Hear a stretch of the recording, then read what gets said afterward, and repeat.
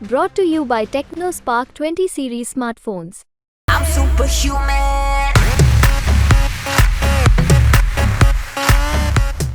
कि राहुल गांधी तो ना झूठ का ट्रक लेकर दिल्ली से चलता है और चंडीगढ़ लाते लाते उसको खाली करता रहता है और कुछ उस पर है नहीं, ना मोदी का ना नेहरू का, भारत माँ का जाया ये।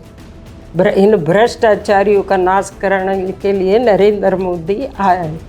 ये पूरी वो कविता उन्होंने खुद रात को बनाई थी। मोदी जी ने बुलाया था हमें 9 दिसंबर को, मैं और बेटा गए थे। तो जैसे उनका फ़ोन आया उन्होंने कहा मैं बुलाऊंगा, घर पे ही बुलाऊंगा पीएम आवास। तो बहुत सारी बातें पूछी, 22 मिनट प्रधानमंत्री ने हमें दिया।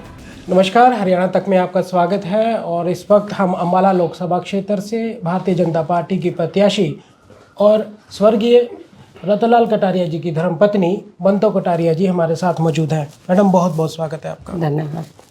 मैडम, सबसे पहले ये बताएं, आप लगातार जनसंपर्क में हैं, लोगों से मिल रही हैं, गांव के दौरे भी कर रही हैं, शहर में भी जा रहे हैं, जनता से कैसा रिस्पॉन्स मिल रहा है आपको?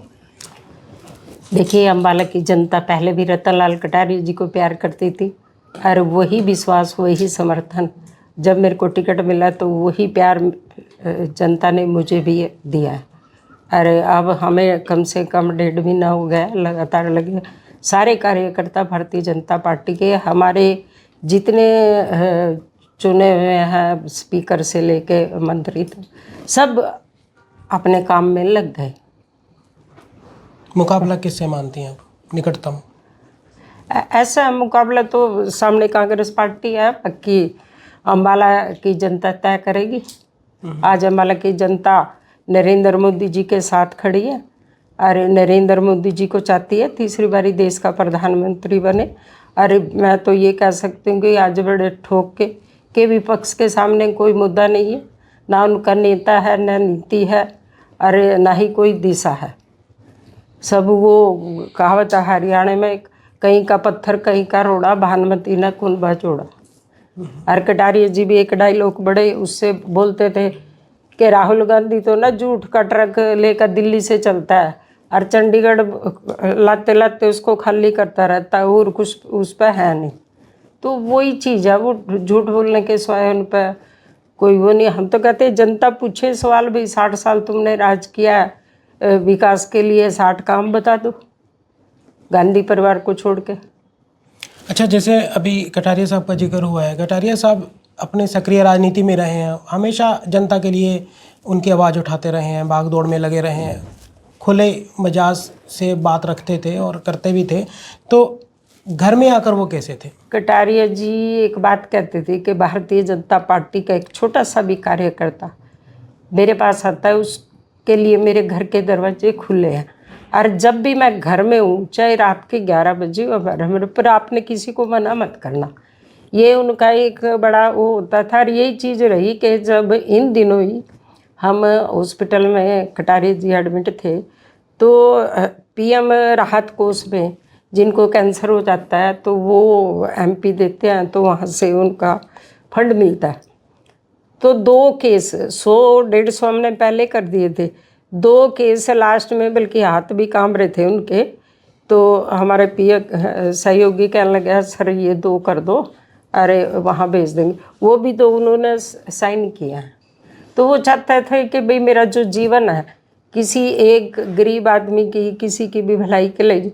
कई बारी तो हंसते वर्करों में मजाक करके कहते हैं यार फ़ोन तो मैं बिल क्लिंटन पर कर दूंगा, फ़ोन में क्या लगता है, काम होना चाहिए, और जिसका कोई नहीं है उसका हम है। तो ये कटारिया जी का एक फ्री माइंड होकर राजनीति किया। जैसे मैम, आपने वकालत भी की है, कुछ समय तक आपने हाई कोर्ट में प्रैक्टिस भी की है। कटारिया साहब एक सक्रिय राजनीति में रहे हैं, वैसे तो आप भी बहुत लंबे समय से भारतीय जनता पार्टी में हैं। तो जब वो घर आते थे, डाइनिंग टेबल पे चर्चा होती थी, तो उस समय घर की बात होती थी या उस समय भी वो जनता? भगवान ने उनकी जीवा पे बड़ी सरस्वती बैठा रखी थी और एक और था उनका, हम तो नहीं कर सकते। जब वो घर के अंदर पैर रख रहे थे ना, पूछते बंतो टेबल पर ये चीज़ लेकर आया हूँ, ये ले लो। तो उनका एक ऐसा जो था वो हमारे परिवार में किसी में नहीं। खुश मिजाज और हमेशा मिलनसार रहे। तो जनता के साथ भी उनका ऐसे रिश्ता था? अब जैसे आप जाते हो पब्लिक में तो जनता उनको मिस करती होगी, आपको बताती होंगी किससे? हाँ, हर व्यक्ति के पास एक नई चीज़ है उनकी। आप किसी से भी मैं मिलती हूँ तो कहते हैं कि अभी फ़िलहाल में ही मुझे गुरु जी से मिलना था पानीपत में किसी ने, हम उनको जानते नहीं थे, उन्होंने बताया हम यहाँ थे, तो उन्होंने कहा वही रतनलाल कटारिया जी की मैसेज आई है, आप ज़रा नीचे जाके देख लो। तो वो गए, वो कहने लगे भाई 2002 में कटारिया जी ने कहा हमारा एक काम किया था, अरे लेटर दिया था अपने मुरली मनोहर जोशी जी केंद्रीय मंत्री थे और हमारा काम हो गया। तो ऐसे लाखों हजारों आदमी हैं जो इनकी कोई ना कोई बात लेके वो करते थे, गाने खुद सुनाते थे, कविता भी लिखते थे। मोदी जी पे भी जब हमारी पहली 13 को वो रैली हुई थी रिवाड़ी में पूर्व सैनिक की, वहाँ भी एक गाना लिखा था, उसकी एक लाइन मुझे याद है, ना मोदी का ना नेहरू का भारत माँ का जाया ये, इन भ्रष्टाचारियों का नाश करने के लिए नरेंद्र मोदी आया है। ये पूरी वो कविता उन्होंने खुद रात को बनाई थी, बल्कि हमारे मंत्री महामंत्री थे उस समय, इनके साथ ही बैठ कर बनाई थी। ये इंचार्ज थे, तो इनसे ही पूछा क्या मैं ये गा सकता हूँ, तो उन्होंने कहा कटारिया जी आपको कौन रोक सकता है। और कटारिया जी जिस दिन हमें छोड़ के गए, अभी 18 तारीख को 1 साल हो जाएगा, उसी दिन रात को नरेंद्र मोदी जी का फ़ोन आया। 6:30 बजे थे, मेरे पास एक कार्यकर्ता बैठे थे, तो कहने लगे सच में मुझे पता नहीं चला, वही रतनलाल जी 40 दिन हॉस्पिटल में रहे, मुझे किसी ने बताया नहीं। और मेरा एक बहुत अच्छा दोस्त था, तो अब आप अपने आप को संभालिए। तो मैंने कहा देखो भगवान के आगे तो किसी की मर्जी नहीं, पर मैंने कहा एक बात कह सकती हूँ कि 30 साल पुराना आपका दोस्त आज हमें छोड़कर चला गया। तो एक परिवार की तरह उन्होंने अपने लोकसभा क्षेत्र को, जनता को माना।